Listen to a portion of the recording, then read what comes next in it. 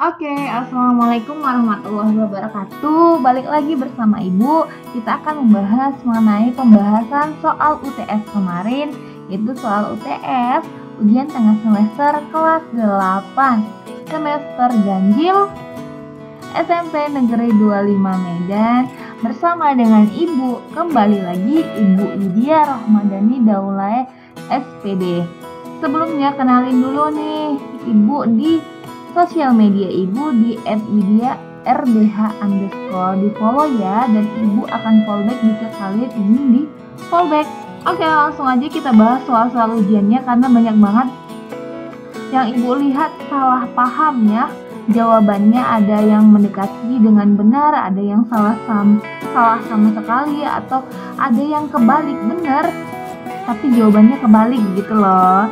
Oke, jangan lupa terus ditonton, di subscribe juga ya channel Ibu. Kita akan belajar di sini seterusnya. Oke, kita masuk ke soal yang pertama, yaitu pilihan berganda dari nomor 1 sampai 20. Nah, soalnya itu nomor 1. Tubuh kita ditegakkan dan diberi bentuk oleh A. Kulit, B. Otot, C. Rangka, dan D. Sendi. Jawabannya adalah rangka. Ya, sesuai dengan fungsi utama rangka tubuh adalah sebagai penopang tubuh dan sebagai pemberi bentuk tubuh.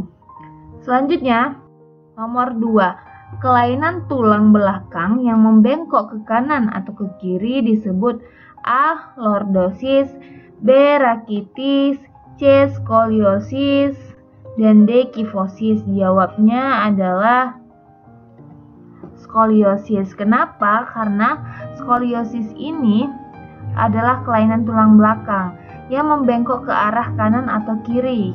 Sedangkan lordosis ini kelainan tulang belakang yang membengkok ke arah depan, dan kifosis adalah kelainan tulang belakang yang membengkok ke arah belakang sehingga ada orang yang duduknya membungkuk. Sedangkan rakitis ini bukan bagian dari kelainan tulang belakang tubuh manusia. Selanjutnya, nomor 3. Sebuah benda pada awalnya bergerak dengan kelajuan 2 meter per sekon. Jadi kita tulis dulu ya. Nah, di sini kelajuan berarti V. Awalnya katanya berarti V0 sama dengan 2 ya. 2 meter per sekon. Kemudian mengalami percepatan yaitu sebesar 2 meter per sekon kuadrat. Berarti percepatan itu simbolnya adalah A kecil ya. Nah, yaitu 2 juga. Kemudian perhatikan satuannya di sini meter per sekon kuadrat. Sini juga meter per sekon, jadi sudah sama ya. Nggak perlu ada yang ditukar lagi satuannya karena sama-sama meter ya. Kemudian kelajuan benda tersebut pada detik kelima, berarti T-nya adalah, T itu adalah T kecil ya. Untuk waktu itu disimbolkan dengan T kecil 5. Nah, yang ditanya di sini adalah adalah VT. Jadi berapa kelajuan benda tersebut setelah menyampai pada waktu 5 detik. Nah, ini yang ditanya ya. Ini yang ditanya. Sorry, Ibu hapus dulu. Nah, yang ditanya tuh VT.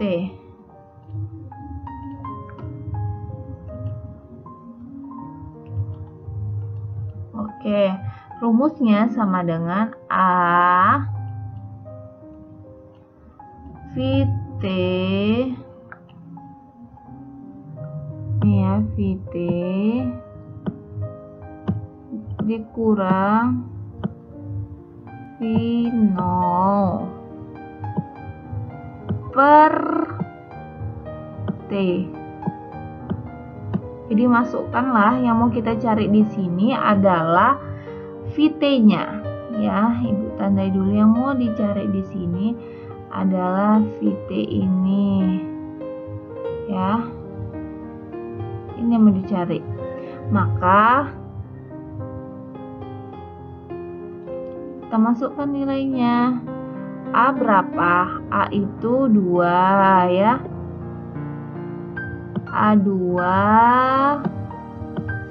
T-nya tetap, dikurang V0, V0-nya 2 ya, dibagi sama dengan waktunya berapa? Waktu D akhirnya 5 detik. Berarti VT sama dengan, nah yang 5 ini pindah ke atas ya, ke 2, berarti dia dikali ya, berarti 2 dikali 5 ya, 2 dikali 5 dalam kurung. Nah, yang 2 ini pindah ke sini akan berubah menjadi positif ya. Ditambah 2. Jadi VT-nya sama dengan 2 kali 5 10 ya.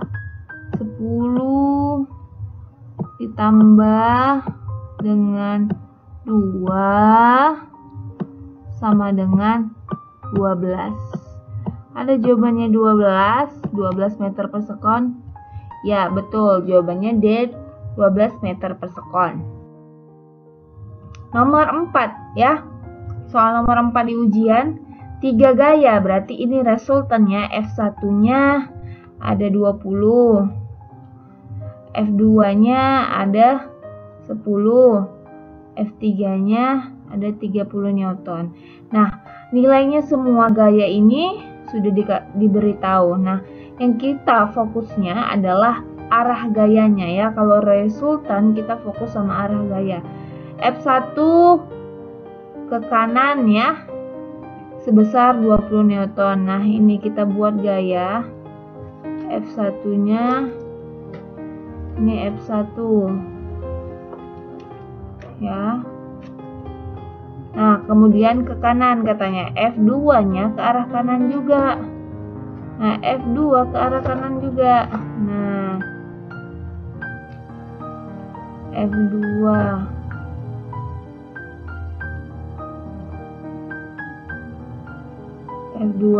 F3 ke arah kiri katanya, berarti ke kiri ya, F3. Nah, kalau gaya itu bila bergerak ke kanan berarti dia positif ya, positif. Bila bergerak ke kiri berarti ini nah, hapus dulu ini. Oke, kita ulangi. Bila gaya ke kanan nilainya positif, bila ke kiri negatif. Berarti F1 ditambah F2 berapa nilainya? 20. F1 20 ditambah F2-nya 10 ya, berarti resultannya sama dengan 30 Newton. Nah, F3 bergerak ke kiri. Berapa nilainya? Adalah 30. Berarti F3 ini ke kiri berarti dia negatif. Berarti positif ke kanan 30, negatif ke kiri 30 Newton. Berarti bendanya tetap karena sama-sama 30 ke kanan, 30 ke kiri. Berarti 30 dikurang 30 sama dengan 0. Jadi bendanya diam dengan R sama dengan 0. Lanjut, contoh benda yang mengalami perlambatan. Nah, perlambatan berarti dia ada kecepatan di awal, kemudian di akhir dia berhenti. Contohnya apa? A. Air terjun. B. Buku yang terjatuh dari meja. C. Sepeda yang berjalan tiba-tiba direm. Dan D. Mobil mogok yang didorong. Jawabannya adalah C. Sepeda yang berjalan tiba-tiba direm ya. Dia diberikan perlambatan. Selanjutnya, sebuah benda bermasa 10 kg bergerak pada kecepatan 5 meter per sekon. Besar gaya perlawanan yang diperlukan agar benda tersebut berhenti dalam 10 sekon. Berarti yang perlu kita cari di sini adalah berat benda ya, masanya 10 ya, M10, kecepatan 5. M ini disimbolkan dengan M. Kecepatan ini disimbolkan dengan V. Besar gaya perlawanan yang diperlukan agar benda berhenti di T ya, di waktu 10 sekon. Berarti kita cari dulu apa yang berkaitan dengan M, V, dan T. Ya, berarti dia di sini lihat satuannya gaya Newton. Berarti dia minta F. Rumus dari F apa? F sama dengan M dikali A. Ya, berarti untuk mencari F ini kita membutuhkan M. Kita membutuhkan M dan membutuhkan A. Di sini A-nya nggak ada, berarti A-nya dari mana kita cari? Dari sini, ya, dari V dan T. Rumusnya A sama dengan V per T. Ya, masukkanlah V-nya berapa? V-nya 5, T-nya 10. Berarti A-nya sama dengan 5 dibagi 10 berapa? 0,5 ya, 0,5.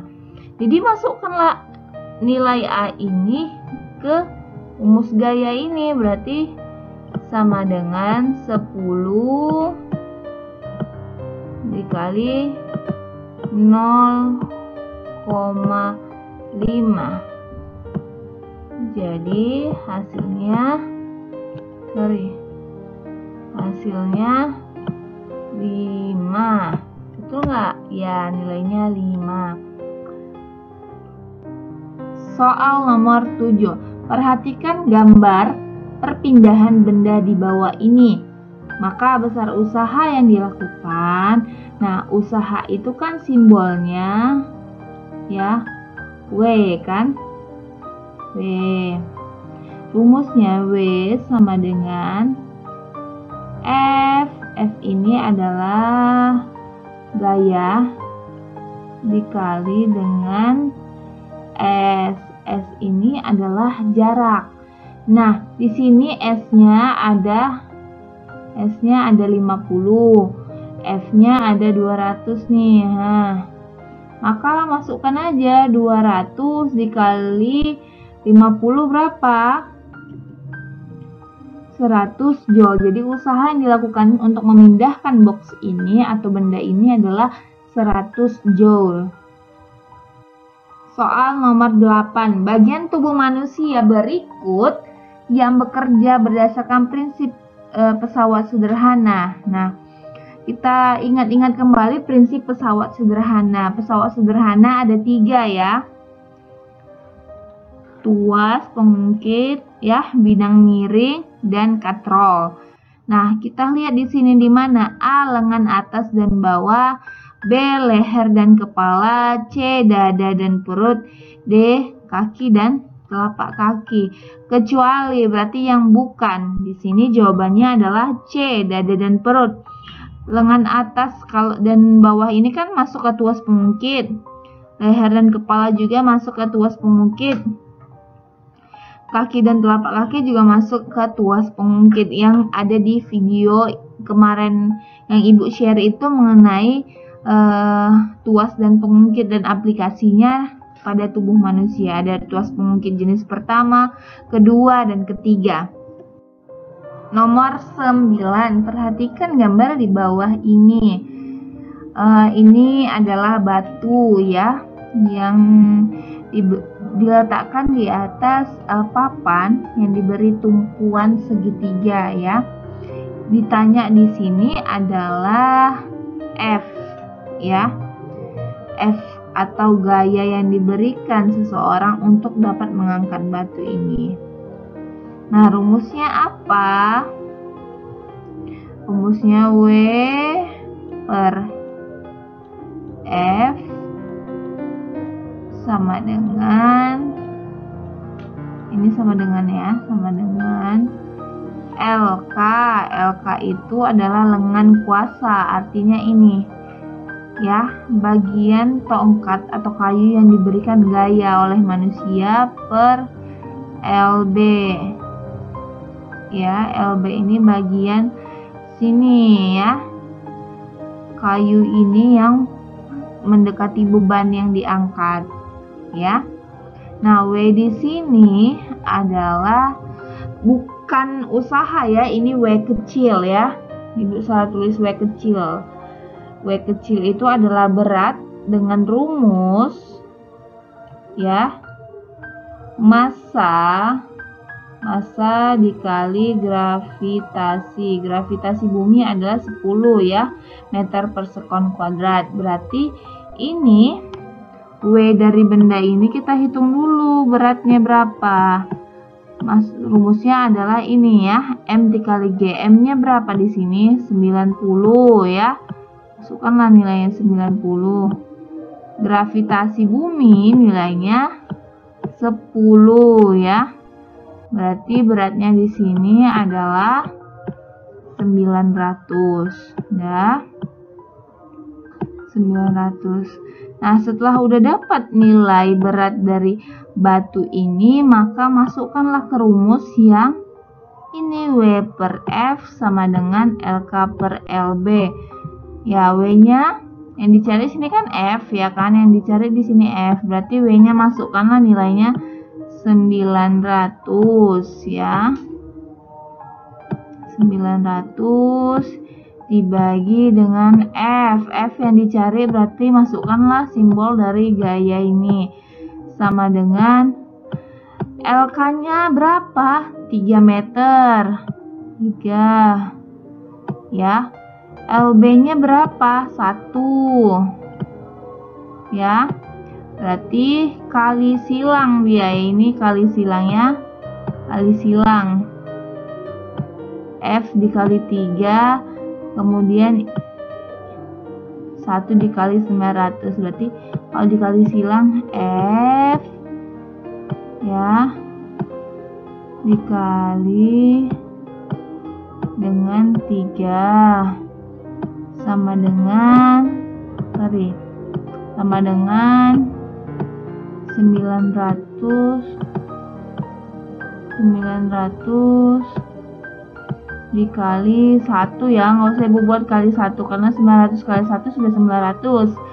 F sama dengan 900, pindah ini 3-nya ke bawah. 900, sebentar ini agak susah menulisnya. 900 dibagi 3. Jadi nilai F-nya berapa? 9 bagi 3? 300 ya. Jadi besar gaya yang diberikan untuk mengangkat batu ini adalah nomor 10. Berikut ini merupakan contoh penerapan pesawat sederhana pada bagian. Nah, jawabannya adalah bidang miring. Karena apa? Lihat nih bagian ujung-ujungnya ya. Ini skrup ini di bagian ujung ini bidang miring. Di bagian sini bidang miring. Di bagian sini paku ini Yang meruncing ini kan bidang miring. Di pisau, di bagian yang tajam ini kan bidang miring. Di kapak ini, di bagian yang tajam ini kan bidang miring, dia meruncing. Tangga ini juga bidang miring ya. Lanjut. Nomor 11, perhatikan gambar berikut ini. Jika tangan bergerak,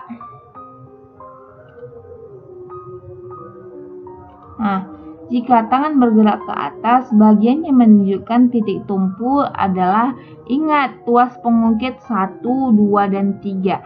Bagian ini bagian yang menyerupai tuas pengungkit berapa gitu ya, dan di mana titik tumpunya?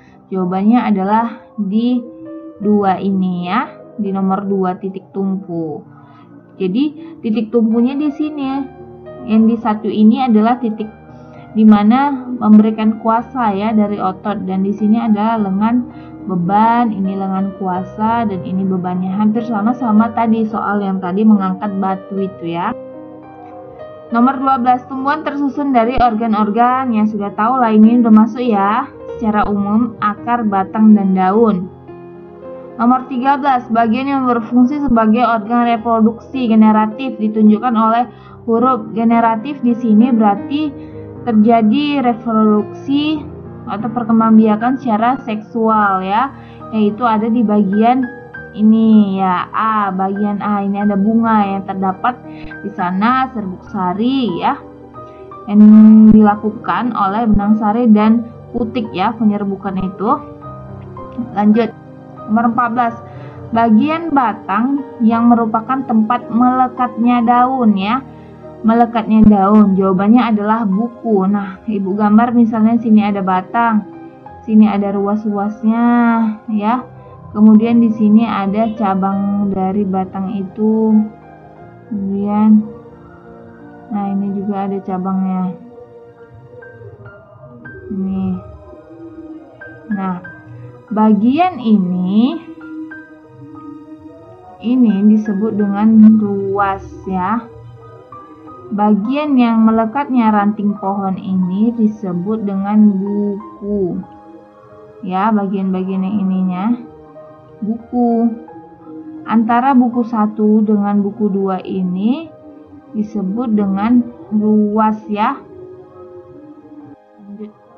Reaksi terang fotosintesis terjadi di, jawabannya adalah tilakoid. Ada yang menjawab grana. Ini emang betul grana ya. Tilakoid juga betul. Cuman ketika di pilihan berganda ada pilihan tilakoid, jawaban yang paling benar adalah tilakoid untuk reaksi terang fotosintesis. Nah, kalau digambarkan ya, kita lihat gambar dari daun ini. Nah, ya. Kita lihat gambar dari daun ini. Jika daun ini dipotong pada bagian sini, nah, diambil sayatan dengan silet.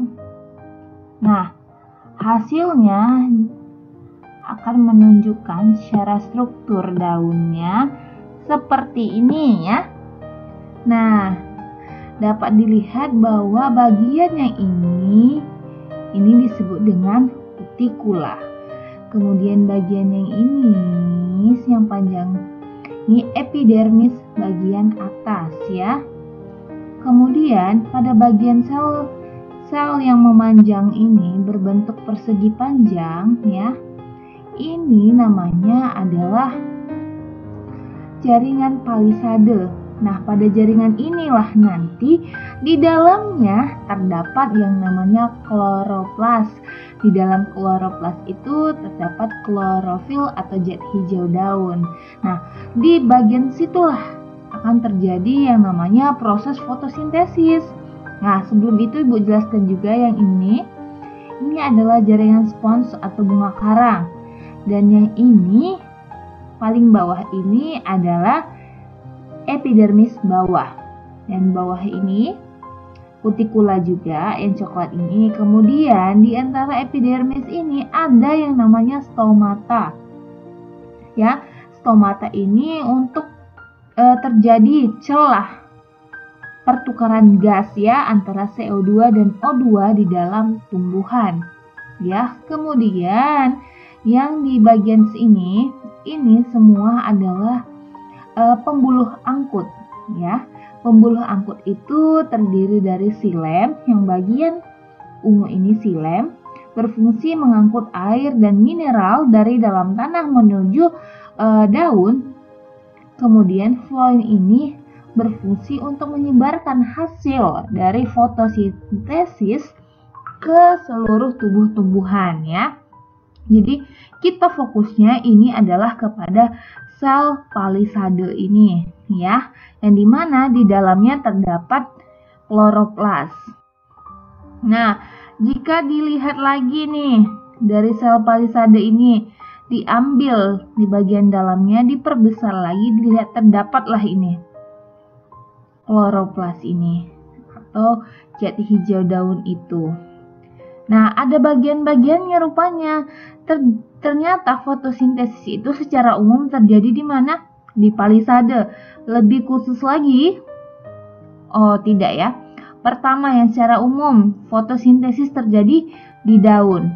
Kemudian lebih khusus lagi terjadi di mana? Di palisade ini, jaringan palisade. Kemudian lebih khusus lagi terjadi di mana? Nih, terjadi di kloroplas, ya.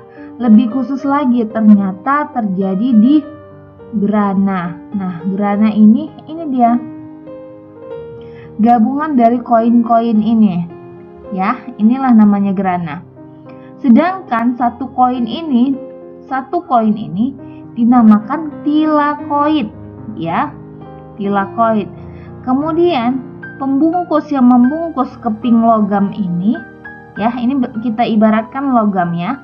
Pembungkusnya yang hijau-hijau di bagian luar ini namanya membran tilakoid, ya.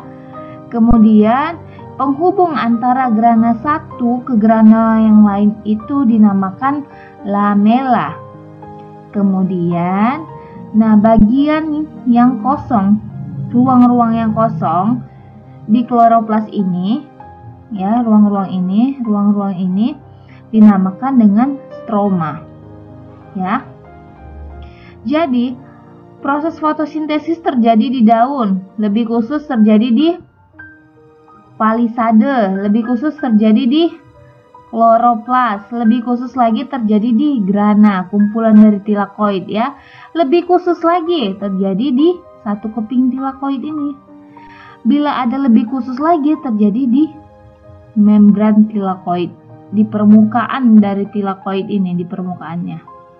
Ya, jadi bila ada jawaban antara grana dan tilakoid, pertanyaannya di mana terjadi proses reaksi terang fotosintesis. Bila ada grana, maka jawabannya grana. Namun bila ada grana dan tilakoid, jawabannya adalah tilakoid. Bila ada grana, tilakoid dan membran tilakoid, jawaban yang paling tepat adalah membran tilakoid. Makanya anak-anak ibu salahkan yang jawabannya grana. Yang jawabannya tilakoid, ibu benarkan. Jadi lebih banyak ibu lihat di sini yang menjawab grana, berarti dia belum paham mana yang grana, mana yang tilakoid. Tilakoid adalah kepingan-kepingan ini. Oke, sudah paham ya yang mana perbedaan grana, tilakoid, dan membran tilakoid. Nah, proses dari reaksi gelap itu terjadi di dalam yang namanya stroma. Nah, ini. Sini terjadi reaksi gelap fotosintesis. Soal berikutnya. Oke, masuk nih soalnya ya. Reaksi gelap fotosintesis terjadi pada, ya sudah ibu terangkan tadi ya, kalau dia tilakoid reaksi terang ya. Grana itu adalah kumpulan dari tilakoid ya. Kemudian membran tilakoid ya, ini terjadi pembungkus dari tilakoid. Disinilah sebenarnya terjadi reaksi terang. Sedangkan reaksi gelap terjadi hanya di stroma ya. Jadi jawabannya stroma. Amilum dapat disimpan di dalam akar, misalnya pada tumbuhan. Ya, Ini kita eksekusi dulu mana-mana tumbuhan yang menyimpan amilum ya di dalam akar. Contoh kacang tanah. Kita lihat dulu dari pilihan A sampai D ya. Kalau tebu ya sudah tidak mungkin ya. Berarti jawaban A tidak betul. Kemudian mana lagi? Tebu di bagian D ada, berarti tidak betul jawaban D. Nih, berarti antara pilihan B dan pilihan C. Talas. Kalau kita lihat pilihan B, talas, lengkuas, dan ubi kayu. Ini semuanya betul. Pilihan C, ubi kayu, betul. Talas, betul. Nih sama-sama ada nih, talas. Di sini ada talas, sini ada talas. Kemudian di pilihan C ada ubi kayu ya. Di pilihan B pun ada ubi kayu. Kemudian, nah antara lengkuas lah dengan kentang, mana sini yang betul-betul menyimpan amilum di dalam akar ya. Ternyata si kentang ini tidak menyimpan amilum di dalam akar, tapi di dalam batang. Jadi kentang ini tanah ya, tanah, batangnya di dalam tanah ya, ini tanah, batangnya itu yang membesar ya, sehingga menyebabkan dia membentuk amilum ya. Batangnya itu yang membesar sebenarnya, bukan dari akarnya. Berarti yang benar di sini jawabannya adalah B, talas, lengkuas, dan ubi kayu dah ya. Cobalah dicari lagi di internet, di YouTube, dimanapun tentang kejelasan kentang ini biar lebih jelasnya anak-anak ibu ya. Kemudian gerak yang dilakukan bunga pukul 4 Mirabilis jalapa, ini seharusnya tulisannya dia miring ya, karena nama Latin. Di bawah ini adalah kita lihat kemo ini adalah kimia ya, kemotaksis kimia. Geotropisme ini dipengaruhi oleh rangsangan dari gravitasi. Tikmotropisme adalah dipengaruhi rangsangan dari sentuhan. Sedangkan fotonasti ini gerak pada tumbuhan, gerak nasti ya. Gerak nasti ini gerak pada tumbuhan yang tidak dipengaruhi oleh rangsangan, yang arah geraknya tidak dipengaruhi oleh arah rangsangannya. Foto berarti cahaya. Bunga pukul 4 dia hanya mekar bunganya di pukul 4. Berarti jawabannya adalah fotonasti, karena pukul 4 cahayanya itu yang menyebabkan si bunga ini mekar ya. Nomor 19, pengangkutan air melalui plasmodesmata. Berarti plasmodesmata ini dia melalui celah-celah di dalam sel. Ini sel. Ini sel ya. Ini rapat-rapat selnya. Dia air tuh masuk melalui plasmodesmata ini terus celah-celah ini. Ya, ini ada sel juga, ini rapat nih sel. Ya, melalui selnya dia. Dinamakan dengan simplas ya. Nomor 20, pengangkutan air melalui ruang antar sel. Nah, ini kebalikannya. Dia ini ada sel, ada sel. Pengangkutan airnya melalui ruang antar sel. Berarti dia nggak masuk ke dalam sel, melainkan ruang antar sel nih. Dia jalannya begini. Nah, airnya baru keluar. Ini dinamakan dengan apoplas ya. Sedangkan simplas itu adalah tadi dia melalui plasmodesmata ya. Uraian yang di sini nih, banyak ibu agak kecewa sedikit ya. Uraian, perhatikan struktur anatomi daun berikut. Tuliskan nama bagian-bagian ditunjukkan. Gambarnya seperti ini. Nah, banyak banget yang salah ini. Masih dibuatnya ini kutikula, padahal jelas kutikula berada pada lapisan bagian atas, sedangkan ini adalah epidermis atas. Sedangkan ini sel-sel yang panjang memanjang kayak persegi panjang ini namanya palisade ya. Kemudian bagian dalam ini namanya xilem. Yang C ini kan dia menunjukkan semua ini. Ini adalah pembuluh angkut ya. Kemudian D bagian luar ini, D ini adalah floem ya. Ini yang tadi jaringan spons itu bunga karang. Ya, itu jawabannya. Tuliskan nama bagian-bagian yang ditunjukkan. Nah, gambar ini juga kecewa sekali uraian ini banyak nggak dapat. Entah dari mana jawabannya, yang A yang mana, yang B yang mana, yang C yang mana. Ada cuman dia buat nama-namanya tumbuhan aja, nggak dituliskan ini A-nya yang mana, B-nya yang mana. Kan udah jelas-jelas Ibu buat A ini apa namanya, D ini apa namanya, C ini apa namanya. Tidak dituliskan. Jadi Ibu buat nilai tulis aja lah, udah ya. Nah, ini namanya yang bagian A dasar bunga. Yang bagian B namanya kelopak bunga ya, atau sering disebut kaliks. Kalau ke semua kelopak ini dan kelopak ini namanya kaliks ya. Kemudian jika satu kelopak ini namanya sepal. Ya, sepal ya, sepal. Kemudian ini bakal biji. Yang ini mahkota. Ya, semua ini yang berwarna ini ada warna merah, warna kuning. Mahkota atau sering disebut dengan corolla. Satu mahkota, satu ini namanya petal. Kemudian ini putik. Nah, putik yang bagian tengah yang besar ini alat kelamin ya. Alat kelamin betina pada bunga tumbuhan adalah putik namanya. Ya. Kemudian yang bagian F ini namanya stigma atau kepala putik. Kemudian ini tangkai putik atau stilus.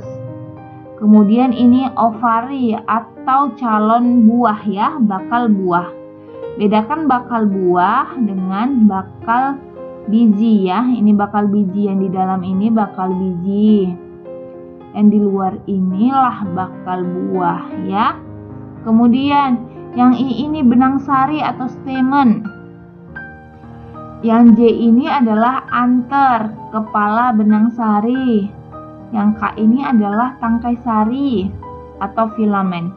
Ibu harap ini sudah paham dan sudah Ibu jelaskan, jangan salah lagi di ujian ya. Selanjutnya, jelaskan proses membuka dan menutupnya stomata. Ini juga Ibu kecewa sekali karena betul dia menjawabnya, cuman hasilnya kebalik. Betul jawabannya betul, tapi kebalik dia. Gitu. Jadi mengakibatkan jawabannya salah gitu. Ibaratnya kalau gini, jalannya betul, tapi hasilnya salah. Itu gimana? Kan ya pasti ya salah gitu. Nah, kita perhatikan dulu tadi ya, struktur dari tumbuhan ini ya. Daun dari tumbuhan ini. Kita lihat dulu di mana letak stomata. Jelas di sini, ini stomata. Inilah stomata, celah keluar masuknya CO2 dan O2 ya. Di mana di sini ada sel penjaganya ya, sel penjaga ini. Ya. Nah, kita lihat, kan ini tadi sel penjaga yang warna coklat ini. Nah, ternyata membuka dan menutupnya stomata itu dipengaruhi oleh H2O. H2O ini adalah air, ya. Air, dan dipengaruhi juga sama ion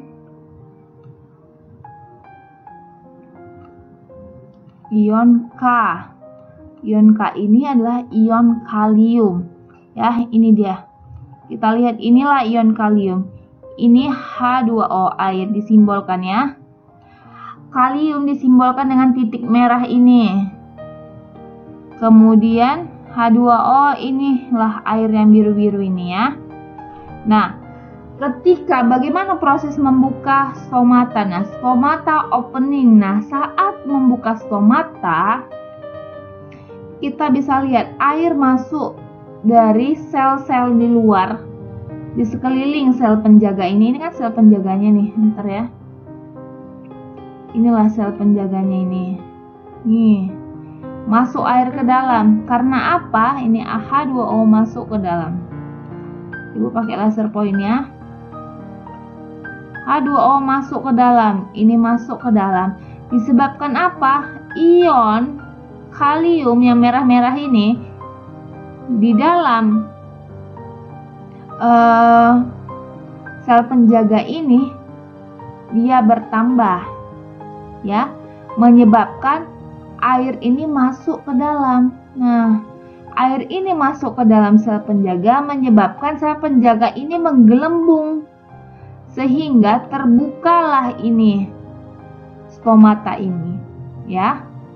Sedangkan ketika menutup stomata closing, ion kalium tadi yang banyak di dalam sel penjaga yang coklat ini keluar dia. Keluar dia ke dalam sel yang berada di sekelilingnya. Jadi nggak berada lagi dia posisinya di dalam sel penjaga. Menyebabkan air yang biru-biru ini, air ikut keluar, H2O ikut keluar. Menyebabkan apa? Menyebabkan sel penjaganya mengkerut. Mengkerut dia menyebabkan lubang dari stomata ini, pintu dari stomata atau celah dari stomata ini tertutup dia karena mengkerut. Jadi prosesnya seperti itu ya, dipengaruhi oleh ion kalium dan H2O. Jadi ion kalium inilah yang menyebabkan air keluar masuk, ya. Terjadi osmosis dia. Oke, sampai situ paham ya? Jadi kalau di jawaban soal itu yang bilang ada air masuk ke dalam sel penjaga menyebabkan sel penjaga itu menutup katanya. Padahal seharusnya kan membuka gitu. Jadi banyak yang kebalik jawabannya, ya. Ini jangan kebalik lagi ya. Nah, prosesnya seperti ini. Proses dari keluar masuknya udara itu. Nah, CO2 masuk, O2 keluar, H2O keluar, sel stomata menutup. Itu ya. Nah, kalau soal yang ini Ibu rasa sudah bisa semua. Jelaskan perbedaan tulang rawan dan tulang keras. Banyak jawabannya yang betul ya. Tulang rawan dibentuk oleh sel dari kondroblast. Tulang keras dibentuk dari osteoblast. Betul semua ini ya. Yang nomor 5 juga betul juga. Apa perbedaan gerak tumbuhan dengan gerak hewan atau manusia? Gerak tumbuhan dia pasif, gerak hewan dia aktif. Banyaklah yang benar ini ya. Ibu ucapkan terima kasih. Wassalamualaikum warahmatullahi wabarakatuh.